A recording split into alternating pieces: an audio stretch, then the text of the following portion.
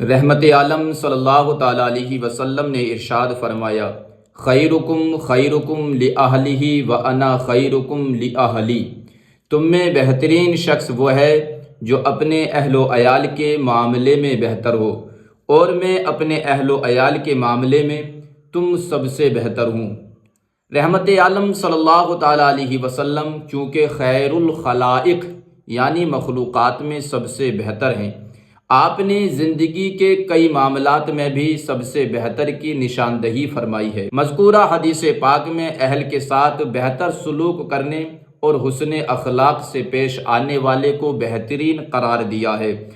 یاد رہے کہ اہل کا لفظ خونی رشتوں، بیوی بچوں، دوستوں، عزیزوں اور ہم زمانہ لوگوں کے لیے بولا جاتا ہے۔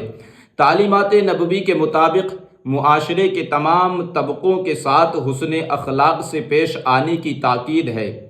گھر کے باہر حسن اخلاق کا پیکر بننا آسان ہے، کمال تو یہ ہے کہ گھر کے اندر اور بالخصوص بیوی کے ساتھ حسن اخلاق سے پیش آئے۔ اللہ پاک قرآن کریم میں ارشاد فرماتا ہے، وَعَاشِرُوهُنَّ بِالْمَعْرُوفِ،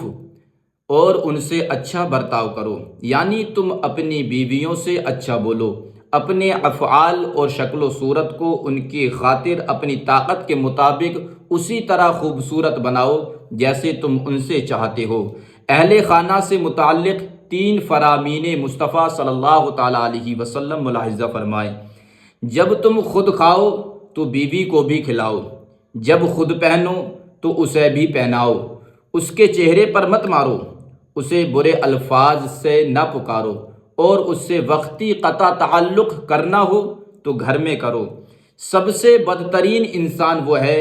جو اپنے گھر والوں پر تنگی کرے۔ عرض کی گئی وہ کیسے تنگی کرتا ہے؟ ارشاد فرمایا، جب وہ گھر میں داخل ہوتا ہے تو بیوی ڈر جاتی ہے، بچے بھاگ جاتے ہیں اور غلام سہم جاتے ہیں، اور جب وہ گھر سے نکل جائے تو بیوی ہنسنے لگے اور دیگر گھر والے سکھ کا سانس لیں۔ کامل ترین مومن وہ ہے جس کے اخلاق سب سے بہتر ہوں اور جو اپنے گھر والوں پر سب سے زیادہ نرمی کرنے والا ہو۔ اس سلسلے میں نبی کریم صلی اللہ تعالیٰ علیہ وسلم کی مبارک زندگی ہمارے لیے رول ماڈل ہے کہ آپ اسلام کی دعوت بھی دیتے، آنے والے وفود کا استقبال بھی کرتے، جنازوں میں شرکت اور مریضوں کی عیادت، غریبوں کی مدد بھی کرتے۔ ان جیسی لاتعداد مصروفیات کے باوجود ازواج مطہرات کے ساتھ حسن اخلاق سے پیش آتے، ان کے سامنے مسکراتے، ان کو بھی ہنساتے، ان کے اخراجات کا خیال فرماتے، ان پر لطف و کرم فرماتے، ان کے حالات سے باخبر رہتے، عصر کی نماز ادا فرما کر ان کی خیر خیریت معلوم کرنے تشریف لے جاتے۔ جس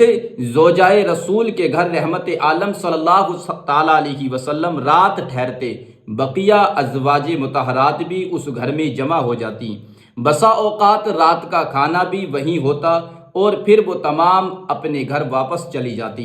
اللہ کے رسول صلی اللہ تعالیٰ علیہ وسلم نماز عشاء کے بعد سونے سے پہلے اہل خانہ کے ساتھ کچھ دیر انسیت بھری گفتگو بھی فرماتے۔ رسول اللہ صلی اللہ تعالیٰ علیہ وسلم اپنے اہل کے پاس سفر سے رات میں نہیں تشریف لاتے، آپ صبح کو آتے یا شام کو۔ یہ ذہن میں رکھے کہ ازواج مطہرات کا تعلق الگ الگ قبیلوں سے تھا، عمریں بھی یکساں نہیں تھیں، مزاج بھی جدا جدا تھے۔ اس کے باوجود رحمت عالم صلی اللہ تعالیٰ علیہ وسلم نے اپنی عملی زندگی سے کامل بننے کا معیار واضح فرما دیا۔ سیرت رسول کے ان خوبصورت گوشوں کو سامنے رکھ کر